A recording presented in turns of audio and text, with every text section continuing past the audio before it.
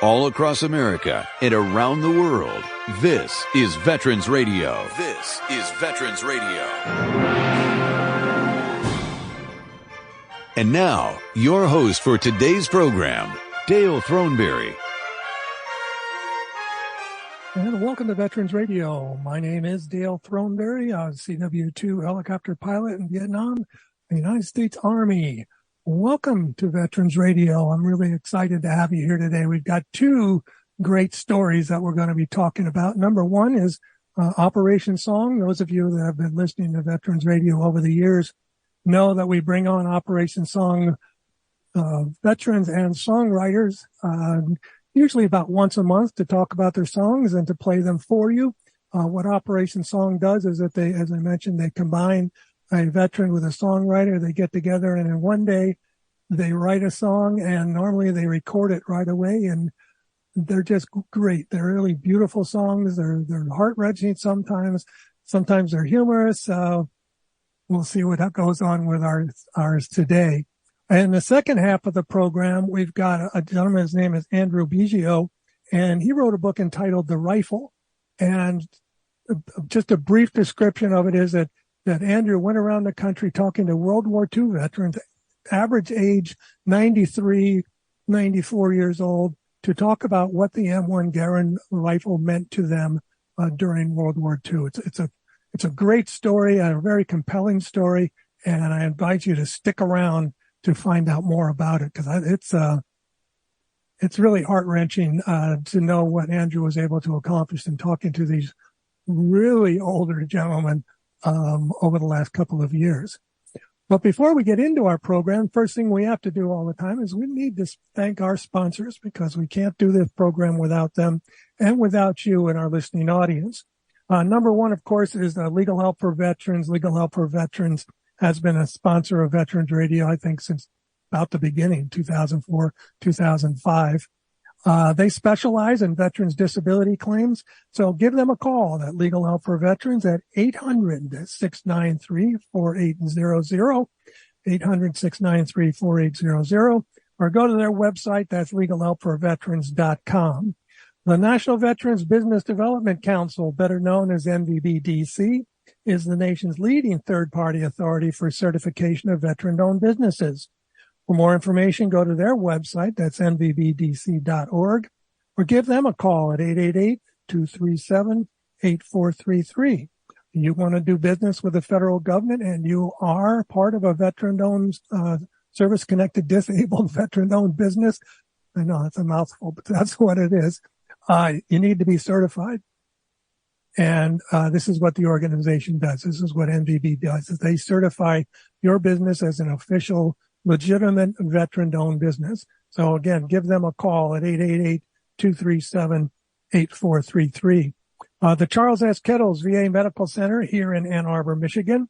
For more information about them, you can go to va.gov/Ann Arbor Healthcare. The residential home health and hospice care for veterans and their families. As we age, we need these services more and more, and this organization, Residential Healthcare Group, is able to help us answer some of those questions that we have as we age a little bit more and more and more and more, and need more and more assistance and help. So give them a call at 866-902-5854, or go to their website. That's residentialhealthcaregroup.com. Also, we make sure we thank our local veterans organizations, the Irwin Press Corps and American Legion Post 46, and the Charles S. Kettles Vietnam Veterans of America Chapter 310, both of Ann Arbor, Michigan. We also want to thank you, our listeners, for your support over the last 20 years. And if you'd like to help keep Veterans Radio going, just go to our website, veteransradio.org, and click on the donate button. We've been doing this for 20 years, so we're asking for $20 donations. Feel free to give more if you can. We'd greatly appreciate anything that you can help us with. All right. So let's get right into our first guest for the evening. And this is, as I mentioned before, it's Operation Song. And as I said, Operation Song writes music, helping veterans, talk about their issues, get their issues down in song and so forth. Their motto is bringing them back one song at a time. And joining me on the line right now is the veteran in this case. That is Roger Blackwood. Roger, welcome to Veterans Radio. All right. Thank you, Dale. Thank you. Roger, tell us a little bit about your background in the military. I think I found you on Google, but I want to make sure it's the right one. Well, Dale, yeah, it probably is. I've never been one to put a lot up there, but some positions I did serve in. Of course, there's things out there in Google. I joined the Army in 1978. Well, I actually joined in March 78, delayed entry program, and then went active duty in September 1978. Out there in the Midwest, in Nebraska, on the farm. A couple of recruiters came in there, a little small school, and I said, yeah, I'll talk to them. And as you know, the Army just started the volunteer force just a couple of years prior. Anyway, not many choices out there in the Midwest, farm or go to a tech school. Anyway, I joined in 78, armor crewman, and I ended up doing a 35-year active duty career and had a very good career of many places around the world and in many positions where I was able to enjoy my time in the service and actually impact and influence many others. And in short, and I was an armor crewman, a tanker. And out of that 35 years, I did spend 13 years in 82nd Airborne Division with the armor unit and deployed numerous times to Iraq, the first one, actually in Desert Storm, Bosnia-Herzegovina, the old border camp in Europe, with tours in Korea, and many of them in the 18th Airborne Corps. In short, I had a great career, and I'm still standing and served with many good soldiers and a lot of great people. Well, that's the important thing. Now you're still standing. Well, it was you, I guess, that I found because I saw that you were a command sergeant major at Fort Polk, Louisiana, and that was one of my favorite places I ever went to when I was in the service. Yes, actually, I was the regimental command sergeant major for 2nd ACR, and that's where I deployed initially in OIF-1 during the initial invasion, if we call it that, and that was the first 15-month tour, and that's actually where I got to serve with Sergeant Major retired Sam Rhodes, who runs Warrior Outreach and Operation Song, and that's how years later Sam invited me a few years ago to Operation Song. And that's where I got to be a part of that. And as you know, as a command sergeant major at different levels, you don't open up to a lot of people. You keep a lot inside. And Sam, I think, knew that because we service together during OIF-1, and he pulled me in to that, and I thank him for that to this day.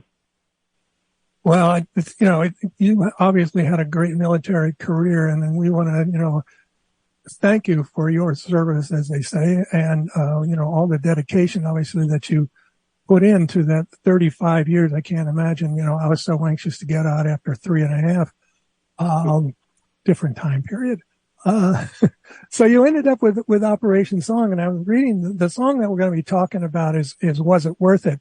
And we've got the songwriter on with us right now as well.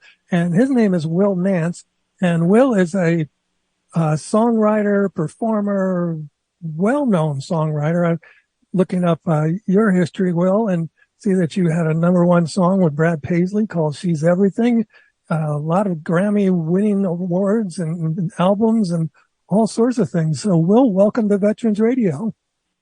Well, thank you, Dale. And Roger, how you doing, buddy? Good to hear your voice. Fine, Wil. I think you often and stuff. This is what I love about doing this program. We can, we reconnect some people that had some, some things going on for a little while. And so, Wil, how did you get involved with Operation Song? Did I lose him? Maybe. We'll come back to that. So let me get back to Roger here. So Roger, when you went down to, you met up with Wil. It was at Warrior Outreach Ranch. Was that where you went? I got there. I'm not sure. I didn't know really what it was all about. And then Sam, I got down, of course, I knew Sam, and that was very comforting. And there's also a couple of soldiers there, veterans, who had served with me in the regiment, in OIF-1. So immediately I felt comfortable. And then I found out what it's all about, and I got linked up with Wil Nance. And I will tell you, Dale, and Wil is just a great person. I'm not the kind of person to open up much, but when we started to write that song, Wil's ability to talk with people, it just gives you such a comfort zone that you kind of really opened up.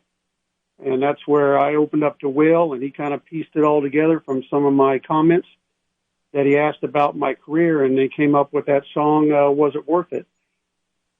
Well, we've got Wil back which I do have a story about, what that meant, where it came from. Was it worth it? Let me hold on to that thought and come right back to Wil. Are we back on the line, correct?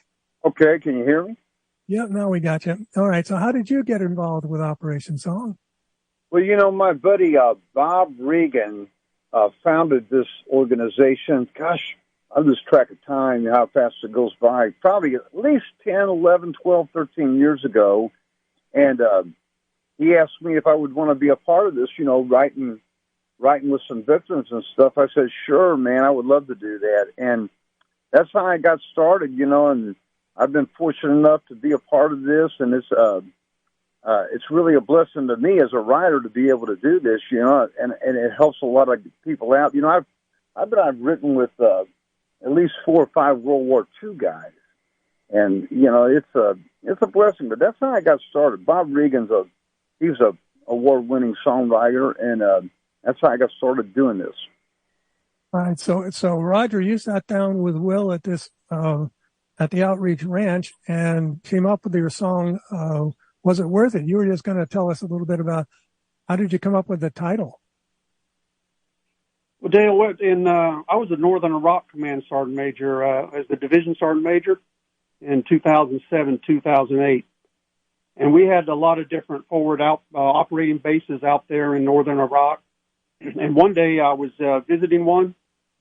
And, of course, the little small forward operating bases, dusty as can be, hot, dusty.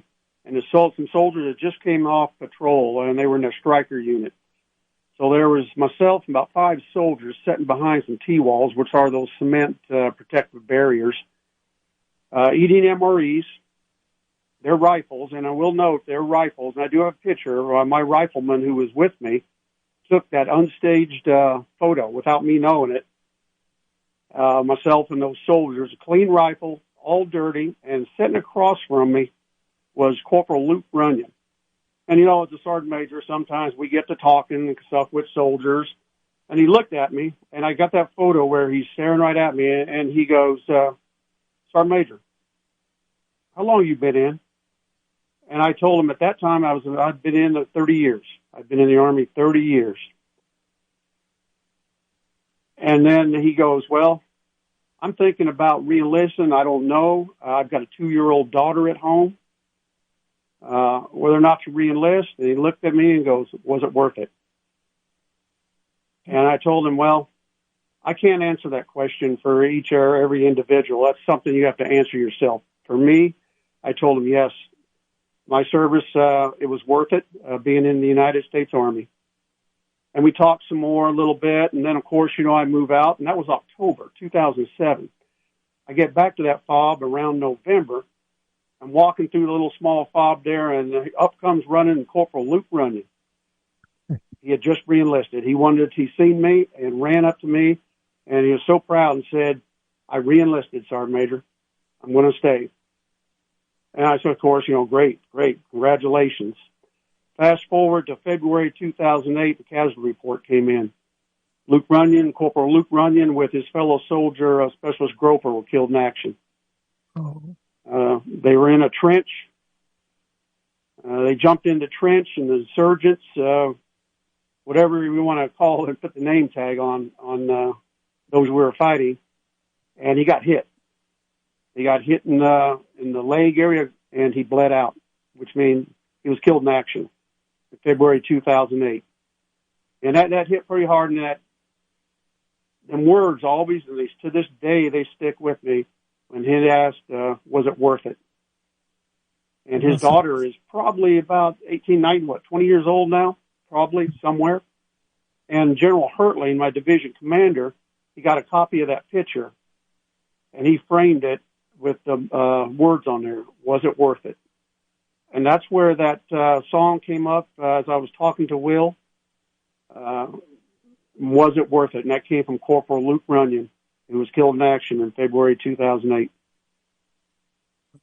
So, Wil, when Roger told you this story, I'm guessing it just naturally flowed out of you. I'll bet you. Well, yeah, I mean, Roger, he told me the story, and we just put what he said to some music, you know.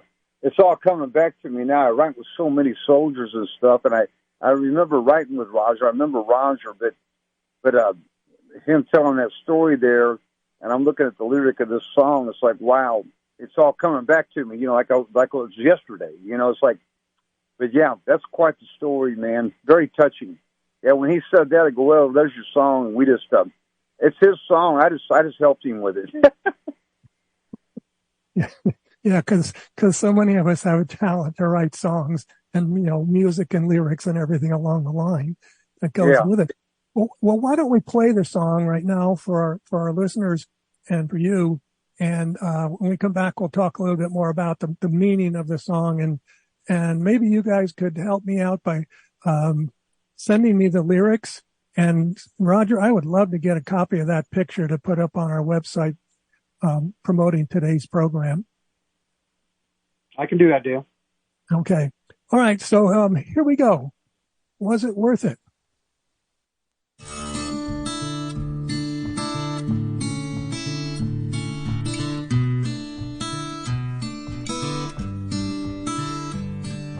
Country boy at 18, never been on a plane. Left the fields of the Midwest plains. Joined the airborne, jumped out of planes. 800-foot journey at the door down to the ground. As a soldier, traveled around the world. From the heat of the desert to the cold of Korea, yeah. Was it worth it? You gotta walk it to know.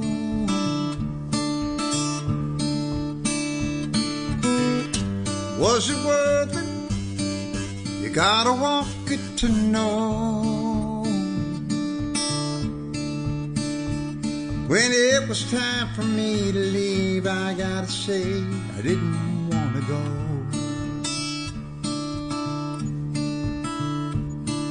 I think of Luke Runyon every time I turn around. That picture of us in the dust, cleaner rifles on the ground. He was asking for an answer, so I gave him one.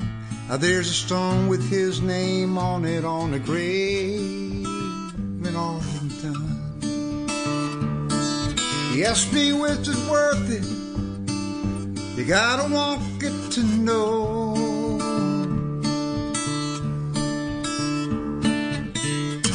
Was it worth it? You gotta walk it to know. When it was time for me to leave, I gotta say I didn't want to go. Near beer and some Twinkies, and the desert was a little taste of home. And a minute with your family was a blessing on that satellite phone.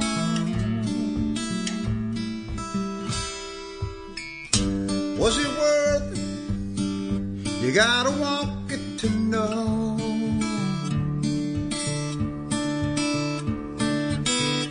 Was it worth it? You gotta walk it to know. When it was time for me to leave, I gotta say I didn't want to go. Yeah, when it was time for me to leave, I gotta say I didn't want to go home. Oh, was it worth it from Roger Blackwood and Wil Nance? It's part of the Operation Song program. For those of you that have been listening to us over the last couple of years, they match up soldiers with songwriters, and this was one of the results. Just a great song on Will, and your talent obviously came through. And Roger, I think he got it. I think he got your story right. Yes, Dale, brings back a lot of memories just hearing it again. Oh, I am sure that it does, and especially when we know the backstory about young, Luke Runyon, asking you if it was it worth it. I'm sure that brings back a lot of memories for you. Yes, it does, and with the Twinkies and near beer, and just some of those words in the story with that. Yes, it does. Yeah, it does.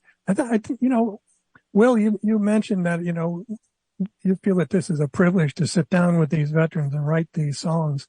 I can't imagine how it really feels. I mean, to be able to take these men and women's stories and, put them to songs is, I think I would take it as really such a privilege. Oh, it's a privilege. It's amazing. And it helps. And it helps these people, it helps these veterans and stuff. I've seen it change lives, to be honest with you.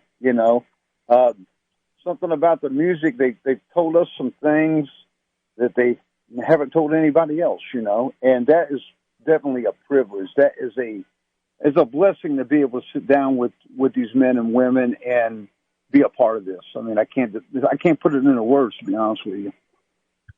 This from a songwriter. There's a song there somewhere, right? I want to thank both of you, Roger Blackwood and Wil Nance from the Operation Song for this particular one. Was it worth it? I encourage you all out there, all of our listeners out there, to go to operationsong.org and find out more. There's a lot of sample songs on there. Yes. Maybe they can, put on an event in your area to, connect some veterans with their songwriters. I know it's something that I'm trying to figure out how I can get them to come up to Michigan so we can do it up here. But did I hear somebody say, "Oh, we'd be happy to do that"? Yeah, we can make that happen, I bet you. All right, I'll make sure I talk with the powers that be at Operation Song. So, Wil Nance, Roger Blackwood, thank you very much for being on Veterans Radio. Well, thank you. And Roger, good hearing your voice, my friend. Oh, maybe we must have lost Roger. So anyway, thank you very much, Will. We'll be in touch. Hopefully we can get you back on and talk about another song that you've written for Operation Song. All right. So we are going to take a break right now and play our Medal of Honor segment. When we come back, we're going to have Andrew Biggio on, and he's going to be talking about his book entitled The Rifle. You're listening to Veterans Radio. The Medal of Honor is the highest award for valor in combat given a member of the Armed Forces of the United States. There have been over 3,400 recipients of the nation's highest award. This is one of them. Staff Sergeant Homer Wise's platoon was pinned down 4 times. Each time, Wise led a breakout of the platoon. Details after this. If you have a VA claim denied by the Board of Veterans' Appeals, contact Legal Help for Veterans at 1-800-693-4800. They're experts in handling cases before the U.S. Court of Appeals for Veterans Claims. Their number again, 1-800-693-4800. While his platoon was pinned down by enemy small arms fire from both flanks, he left his position of comparative safety and assisted in carrying one of his men, who had been seriously wounded and who lay in an exposed position, to a point where he could receive medical attention. The advance of the platoon was resumed, but it was again stopped by enemy frontal fire. A German officer and 2 enlisted men, armed with automatic weapons, threatened the right flank. Fearlessly exposing himself, Wise moved to a position from which he killed all 3 with his submachine gun. Returning to his squad, he obtained an M1 rifle and several anti-tank grenades, then took up a position from which he delivered accurate fire on the enemy, holding up the advance. As the battalion moved forward, it was again stopped by enemy frontal and flanking fire. Wise procured an automatic rifle and advancing ahead of his men, neutralized an enemy machine gun with his fire. When the flanking fire became more intense, he ran to a nearby tank and, exposing himself on the turret, restored a jammed machine gun to operating efficiency and used it so effectively that the enemy fire from an adjacent ridge was materially reduced, thus permitting the battalion to occupy its objective. The Medal of Honor series is a production of Veterans Radio. Military veterans touch everyone's life. I'm guessing right now you're thinking of a veteran, a close friend, relative. Maybe it's you. Even the toughest of us sometimes need help, but don't know where to turn for support. You don't need special training to help a veteran in your life. We can all help someone going through a difficult time. Learn how you can be there for veterans. Visit veteranscrisisline.net. veteranscrisisline.net. A message from the U.S. Department of Veterans Affairs.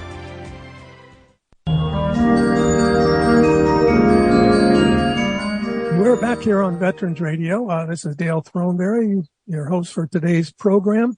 And joining me on the line right now is Andrew Biggio. And Andrew's book is entitled The Rifle.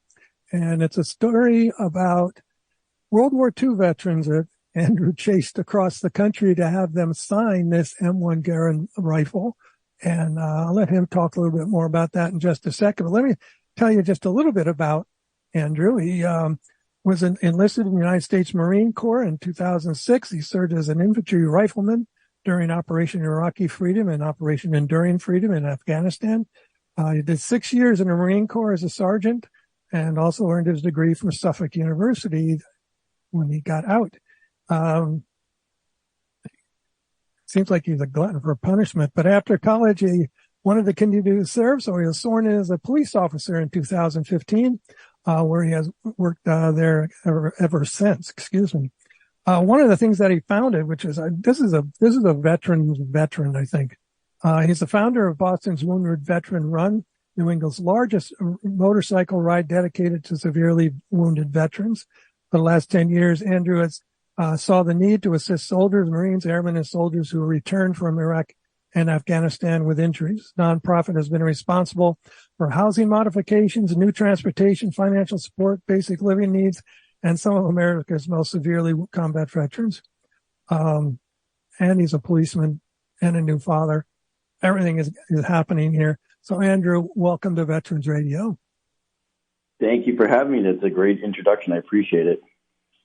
Well, you've accomplished more in the last 10 years than most people do in a whole lifetime. It's like, so let's start talking about the rifle. How did you come about around with this idea? Yeah, well, it spawned from, unfortunately, my great uncle being killed in World War II, and I'm named after him. So when I came home from Afghanistan, I started to read all the letters he wrote home, this young private, this young man who never got to live his life, really. And I read all of his letters that he wrote home before he died, and in one of the letters is how much he enjoyed the M1 Garand. So I went out and bought one. I wanted to feel what he felt. I wanted to hold what he held, and I began to take the rifle to other World War II veterans and putting it into their hands and seeing their reaction to see how much it meant to them. I can only imagine what, it's in reading the book, and it was a real joy to read your book. I love all the stories, and we'll kind of try to talk about some of the people that you interviewed. And, but this rifle, the M1, I didn't realize it was called is it a Garand? M1 Garand, yep. Garand, okay. I just knew the word M1. My dad was in the Coast Guard, so he didn't have a lot of exposure to these things. So this was the weapon or the rifle of World War II, wasn't it? Yeah, it was the standard rifle of that era, of that time. Almost everyone had experience with it, whether they shot it in basic training or carried it in combat. No matter if you were a cook, a Medal of Honor recipient, infantry, anything. It was something that these veterans were able to connect with. It represents the whole war, this rifle. And so when you decided that you were going to go out and have some of these World War II veterans sign this rifle, who was the first person that you talked to?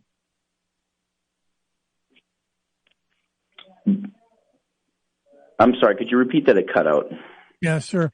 Who was the first veteran that you talked to that you got to sign the rifle? Oh, Joe Drago was the first. I know I thought you said first. Joe was my next door neighbor. He had held the rifle basically for the first time. It had no signatures on it whatsoever. As soon as I put this rifle into his hands, he shot up, and we started talking about the Battle of Okinawa for almost 4 hours. And, because I was trying to figure out, here I was reading Andrew Biggio's letters that he wrote home before he was killed, but the letters end, a few days before he dies. And then I figured, who else can I take this rifle to? Who else can I talk to that went through something similar that my uncle did? And Joe had been living next door to me and was 92 at the time. He had really weakened, had gotten skinny, and he was bound to his recliner. And then when I went over his house and put this rifle into his hands again, it was like it gave him a strength of being 18 years old again. He started waving it around, smiling from ear to ear. And I said, Joe, please sign your name on this rifle. I always want to remember this moment. And he did. He signed his name. We talked about the Battle of Okinawa. And then now today, 7 years later, there's over 320 names covered all over this rifle. You can't even see the wood of it. I can't imagine. The book is called The Rifle. It's by Andrew Biggio, Biggio. So look it up, folks. I'm encouraging you to read it. Make a great Christmas present to, your history buffs that are out there. So you've been traveling all over the country doing this for the last, 7 years, you said? Oh, yeah, coast to coast, different countries. I wanted to represent the whole war on the rifle. I wanted to get men's signatures on the rifle who are B-17 pilots, Tuskegee Airmen, Iwo Jima vets, Battle of the Bulge veterans, ex-prisoners of war, nurses, doctors, everything. I wanted to represent every battle, every campaign, and I did as best as I could. Well, I just love the cross section. I mean, obviously you couldn't include all the people in your book, but there are Marines in here. There are Army guys, as you mentioned. There are POWs. There's ambulance drivers and everything across the board. And I was trying to think of some of the stories that I thought were really, I don't know, I guess, touched my heart more than anything else. And one was toward the end of the book, and that was the one. Aubrey, I think his name was. Hold on, I gotta look it up right here. I wrote it down, and then I lost my piece of paper with all my notes. Yeah, they all taught me something. Meeting over 300 of these vets, I had to pick 19 of the best stories for my first book, The Rifle. Mm-hmm. And after it became a #1 bestseller, people demanded more. They wanted more. They wanted to hear more, see more. So I wrote a second book with 19 more stories. These stories are some that have never been told, some of them that have been told, but a different spin on it. I interject a lot of myself going to these veterans' homes and bonding from one veteran to another. And me being an Iraq and Afghanistan veteran, it's a story of the youngest generation of America's veterans saying goodbye to the oldest and how to live a successful life after combat. Well, I think the thing I got out of it was, obviously 75 years ago, the world was a different place. And, you talked with Japanese American soldiers.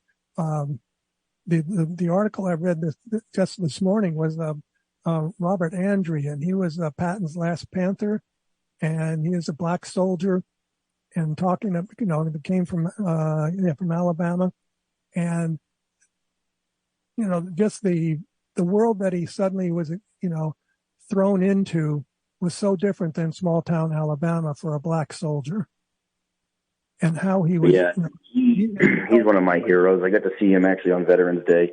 This last Veterans Day that went by. I mean, just amazing. I've been trying to actually even get him to France to show him exactly where his tank was destroyed. And he's one of those guys that won't go back and relive that. But his stories, he was one of the first black tankers to ever see combat in United States military history.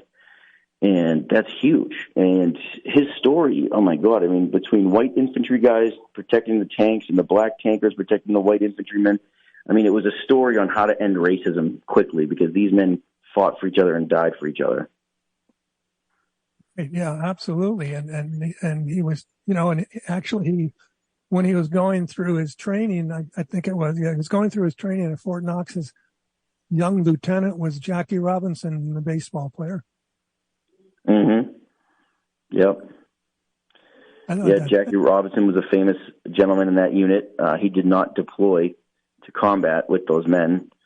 He stayed home and trained the other tankers. But Robert remembers him well, actually.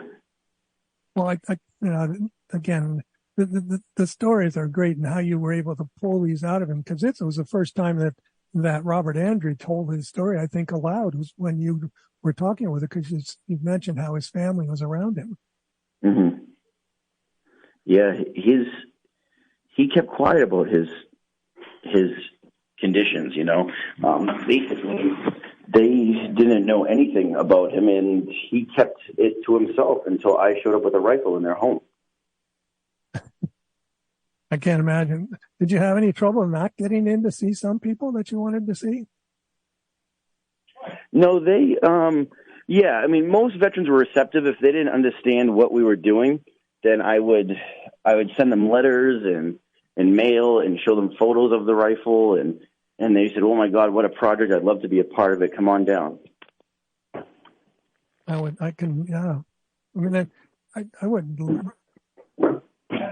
think the idea of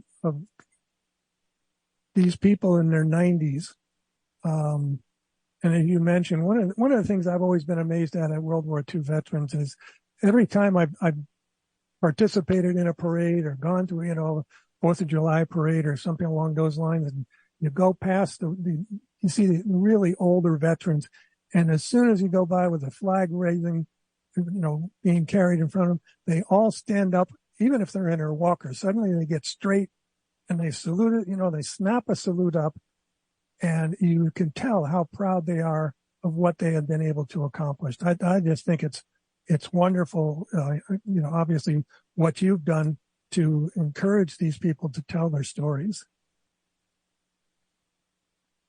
Thank you very much. So, as I mentioned, you talked with Robert Andrew. I thought he was kind of cool. Steve, and I'm throwing these names out. I know you have 300 of them that you talked to, so I'll try and give you a lead into it. Tell me about, if you can, Bob White. He was part of the 17th Airborne in the Battle of the Bulge. Yeah, Robert White, he just passed away last week, actually, at age 100. He was a magnificent fellow. He was in the 507th Parachute Infantry Regiment, had never returned to his drop zone in Germany, had never returned to the Battle of the Bulge sector where he fought, and I got to return with him and see about this, this little-known airborne infantry unit. The 17th Airborne was disbanded after World War II. A lot of people don't realize that they also jumped over the Rhine River and into Germany during Operation Varsity. A lot of the major airborne jumps of the 101st Airborne, the 82nd Airborne, are often focused strictly on Normandy and Holland. And the forgotten jump, they call it, was Operation Varsity. And to bring Bob back to his drop zone was amazing. And we actually erected a monument together for the 17th Airborne in Germany, which one never existed. You've been really involved in a lot of these monuments. I think that's really cool. Yeah. The thing I liked about the story about Bob White was, and I don't know, I guess it was tongue in cheek a little bit. He said he wasn't really jealous of the 101st, but he says they got all the glory. Nobody ever heard about the 17th. That's the truth. Yeah. He said that, and then when we got to the drop zone, of course, there was not even like a monument or memorial to these men who took 2,000 casualties during this operation. I think that those things are the most amazing to me, is the number of casualties that these men suffered. not being around, of course, during the 1940s myself either, to take a town, they would lose 200 to 500 or sometimes even more than that. Not only KIAs, but wounded, is to me, it's just mind blowing. I can't imagine the trauma that these men and women, went through just trying to, get up through Italy or get, across, the Netherlands or Holland or Belgium or all those things that we heard about in our history classes, but not really heard about. You know what I mean? Yeah, for sure. It took me to get out there and meet all the men to learn about all the different units. There was, there was one. There was a Steve Domitrovich, I think his name is. He was an ambulance driver, and he got caught up in a POW situation where the Germans, executed this whole group of Army military people. Oh yeah, the Malmedy massacre. Yep, he was a survivor of it. How did he talk about his story? What did he tell you? Oh well, he that was one of the biggest war crimes against U.S. soldiers during World War II. Germans had nearly killed 100 men who had surrendered in a field. And he laid there and played dead as Germans were walking around and shooting other wounded and dying soldiers. He played dead, and after several hours, he got up and ran for the woods. And they put him right back into circulation, right back into being a soldier on the front lines again after he experienced that traumatic incident where they just were slaughtered in the field by machine guns. And this guy went his whole life without feeling sorry for himself or anything like that. He kept going, and he was a huge inspiration. And just the idea of all these men that were, they would get wounded, and then the next thing you know, they're back on the fronts. It's because it wasn't bad enough to be sent home. What does that do to your mind? Right. Really think about it. Yeah, they were able to prevail through a lot in their lives, and that's why a lot of their stories, I want younger veterans to see this and know that they too can make it to the finish line and grow to old, have a family, a career, go to college, have work after going what they went through. Well, I think that's really important is for the younger veterans to realize that, these older ones that are out there went through, very similar situations, came out the other side, and, and most of them were able to make a life for themselves. And, I think that's one of that transitioning from, the being in combat and, being shot at or maybe even being wounded and so forth, and then coming back and just trying to, ease your way back into civilian life is so difficult for so many people. Yeah, it is. And some people can overcome it, others can't. But I think taking a page out of these guys' chapters, these guys' lives is a good way to learn. Well, I think it's a great history lesson. I was interested in talking a little bit about Al Bucciarelli. He's another one of your people from Massachusetts. And Al lost his leg in Italy when he was 19 years old, got it blown off, and I took him back to show him where he lost his leg. 75 years later, I brought him back to Italy. He had never returned, and brought him back to the vicinity, lost his leg, and showed him the grave of his squad leader that was killed by the same explosion that took his leg. And man, he was also another inspiration. And on that trip, I paired him up with another Marine, actually, who lost his leg in Iraq. So the two of them together was just really something amazing. Two amputees from two different wars, 75 years apart. That's what I was really excited to talk to you about, was this particular veteran and, the Iraq veteran as well, because you have a photo in the book, The Rifle, as we're talking with Andrew Biggio, and the book is entitled The Rifle. I guess this is volume 1 of a series. It looks like it's probably going to be, but you have really nice picture of them, two of them sitting there, and you can see both of their prosthetic legs there. And I'm sure that they must have bonded just over that. Oh yeah, totally. And it was so unique. I mean, that photo will probably be famous one day. Many of your photos, I think, will be famous someday. It's just, as you go through each chapter in here, Andrew has a picture of the veteran holding up the rifle, and you can see how just, I don't know, it just brings them, most of them, it brings back, I don't know, an extra shot of adrenaline, I guess would be the word I'm using for it, because these folks are not young at all. No, they're not. I mean, now the youngest World War II veteran really you could be is about 97 right now. Right. And that's 18 during the war.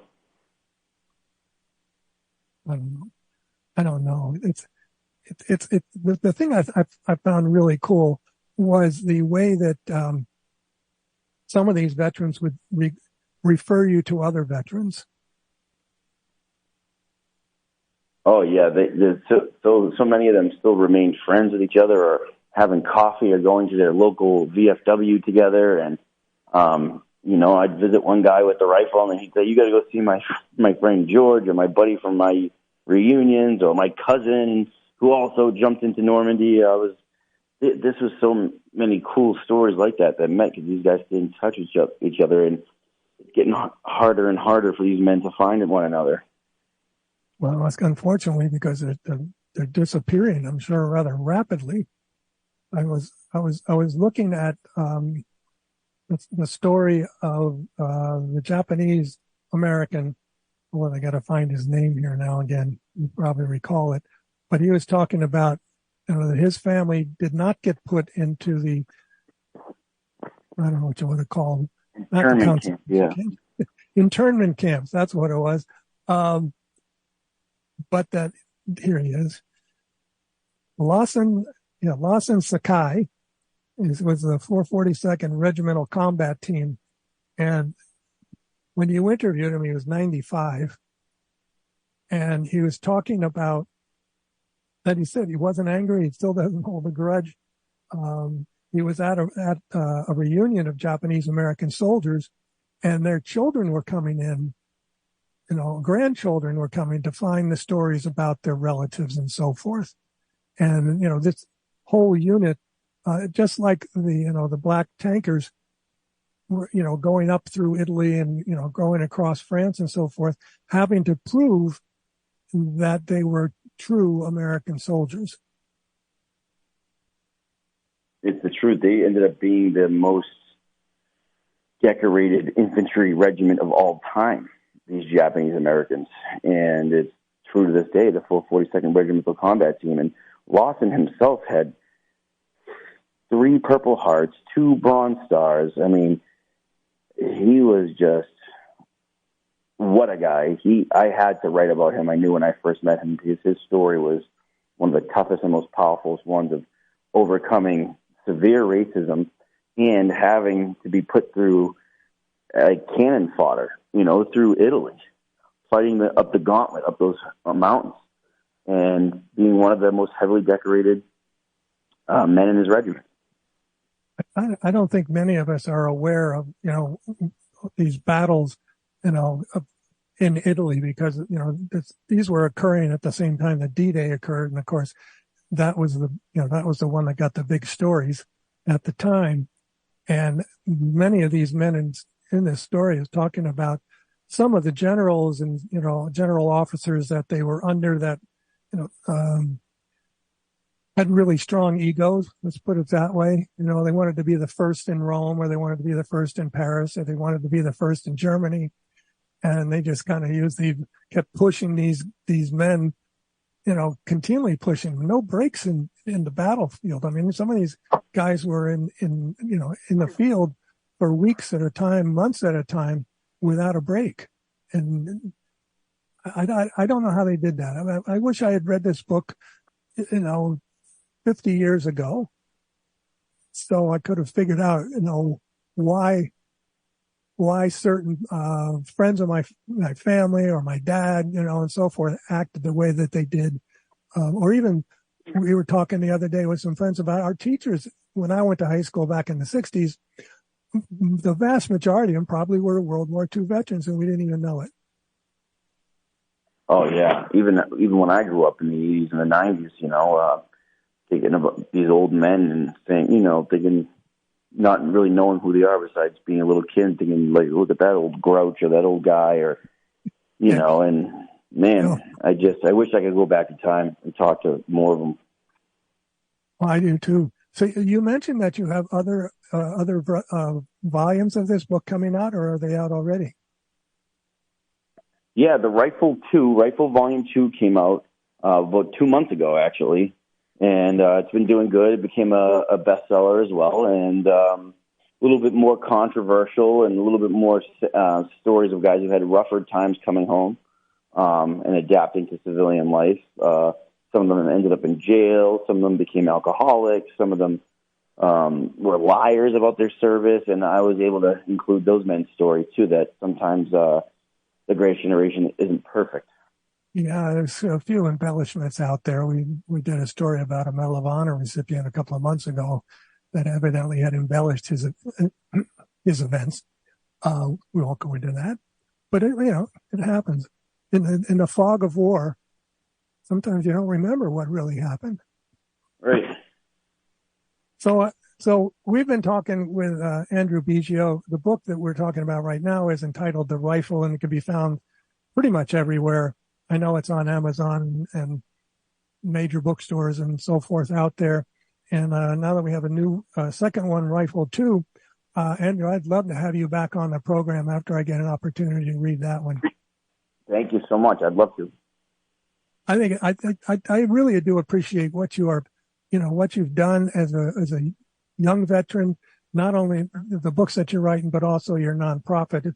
Could you just talk about that real briefly and give a little plug? So maybe there are people out there that would like to help you out financially with that one. Absolutely. For the last 13 years, I've been helping my fellow Iraq and Afghanistan veterans who came home with serious wounds. And I do a motorcycle charity ride every year in Massachusetts. It's one of the largest, about 4,000 motorcycles. And it's theyfoughtweride.com. And you can see on there how to donate or support the cause or start a local charity ride in your state. Theyfoughtweride.com.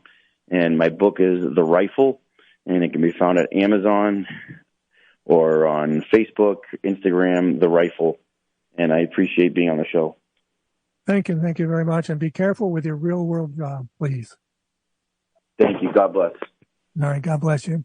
Andrew Biggio, author of The Rifle. He's also a full-time policeman.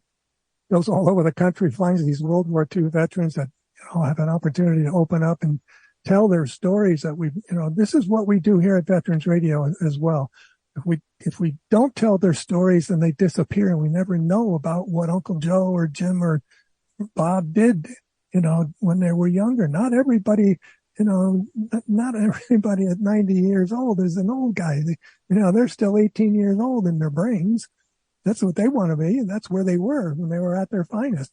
So I encourage you, to read this, talk to veterans, participate in the Veterans History Project. If you're a veteran listening to me now and you've never told anybody your stories, make sure that you go to the Veterans History Project and record your stories. Wouldn't it be great to have your grandchildren go in and say, hey, Uncle Joe, he did what? Holy moly. See, you never know what happened with these. So do that.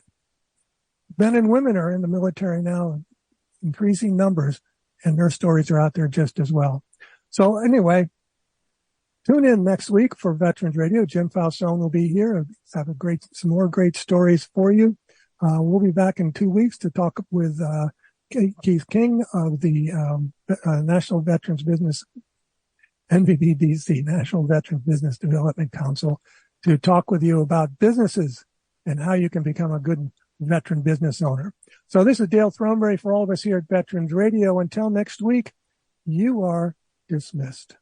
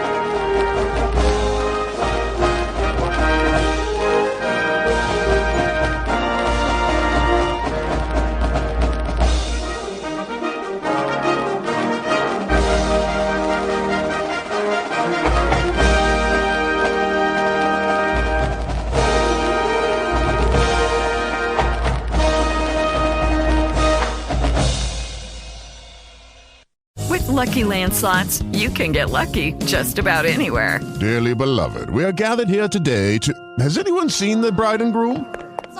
Sorry, we're here. We were getting lucky in the limo and we lost track of time. No, Lucky Land Casino, with cash prizes that add up quicker than a guest registry. In that case, I pronounce you lucky. Play for free at LuckyLandSlots.com. Daily bonuses are waiting. No purchase necessary. Void where prohibited by law. 18+. Terms and conditions apply. See website for details.